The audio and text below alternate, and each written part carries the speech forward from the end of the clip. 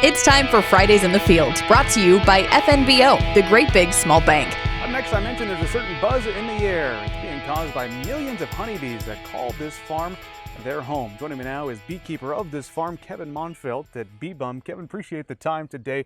Interested to hear how you got started with honeybees. Well, it started as a hobby about 10 years ago, Bryce. I was in construction at that time, and one of my friends suggested that I needed a hobby.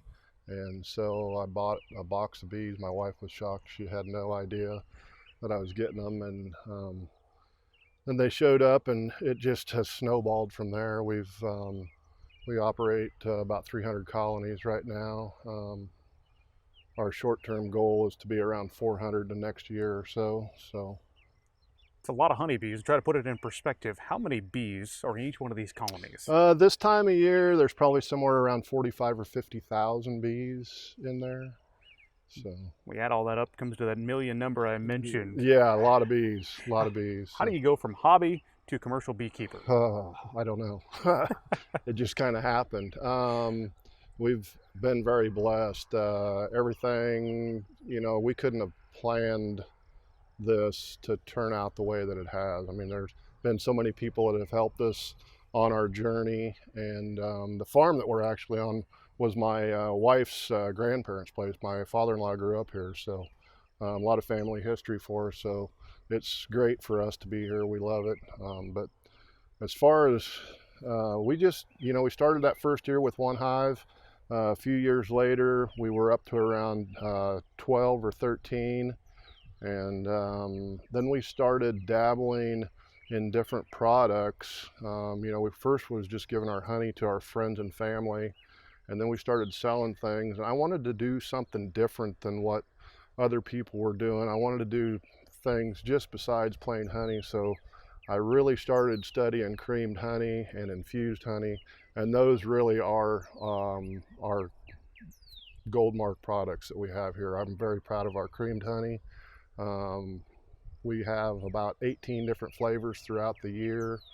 We just came out with a new one called Lime and the Coconut, and it's really popular already. It's only been out a week, so we sold out of it at 2 events this weekend. So it's pretty crazy how things go, but yeah.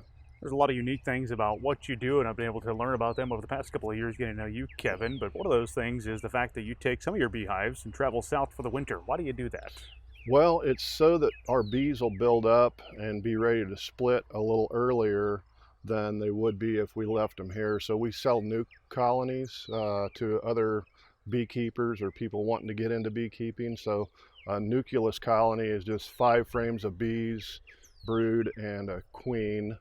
Laying queen, and so we sell those. Typically they start going out the 3rd week of April, and this year they went for a long time. I think we didn't finish. We had some onesie twosies that went out all the way until like June, so yeah. What makes a good year for honeybees in Nebraska? Oh boy, that's a tough question there. This has been a really good year. We've had banner honey crop this year. The rain, obviously has helped some. There's been an abundance of sweet clover this year, and a couple weeks ago the white sweet clover started kicking in as the yellow sweet clover was fading out. So and then also too, if you can build relationships with row crop farmers, you can get a little honey off of some soybeans too. So all of those things help to make it a good year. You got to stay on top of your bee health to make a good honey crop, though. Make sure your bees are healthy. So that's where I wanted to go next. What's the single biggest challenge when it comes to having honeybees at this scale? Keeping ahead of the mites. It really is. Where we go south for the winter, our bees start making mites much sooner than our bees that stay in Nebraska. So the bees that went south to Florida this year, we were doing splits on those already in late February. So they were brooding up the end of January down there already. And so they just, mites, one mite goes in a cell, 3 to 5 come out. So You got to stay ahead of those mites and treat. So those bees have been treated a lot more than our bees that stayed in Nebraska, but those mites are a vector for a lot of other diseases and stuff, and I could talk all day honestly about where that could go, but killing mites is really the beekeeper's #1 duty. You got to stay on top of that and keep those mites dead. So. In the stores, when people see honey, obviously the byproduct of honey bees, it's pretty much at most you'll see a pound of honey being sold at a time, but give people an idea of the scale of what it's like to have 300 colonies. How many pounds of honey are you expecting to harvest this year? We're hoping to be somewhere around 6,500 pounds. And quite honestly, that's pretty small scale compared to larger commercial operations that manage thousands of hives. We're pretty small in the scope of things, but we're pretty proud of that because that's going to be our biggest honey crop so far. So we're not just a beekeeping operation here. We also raise sweet corn and pumpkins that we have for sale here.